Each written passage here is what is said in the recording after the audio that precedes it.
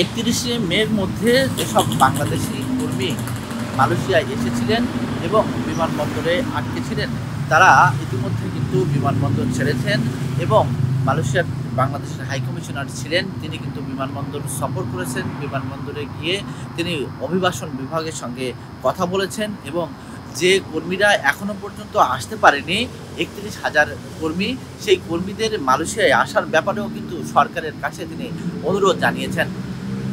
যে কর্মীরা মালয়েশিয়ায় এসে পৌঁছেছেন এবং নিয়োগকর্তার মাধ্যমে বের হয়েছেন বিমানবন্দর থেকে, তারা যাতে নির্বিঘ্নে কাজ পায়, তারা তাদের কর্মস্থলে গিয়ে যেন ভালো পরিবেশে থাকতে পারে, এই থাকার পরিবেশ এবং কর্মপরিবেশ এর দিকে কিন্তু মালয়েশিয়ার বাংলাদেশ হাইকমিশন নজর রাখছে।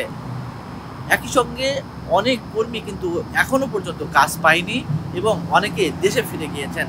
মালয়েশিয়ার শ্রমবাজারে এই যে ব্যাপক দুর্নীতি হয়েছে, রিক্রুটিং এজেন্সির দিকে কিন্তু সরকারের নজরদারি বাড়ানোর জন্য এখানকার যে প্রবাসীরা রয়েছেন তারা অনুরোধ জানিয়েছেন।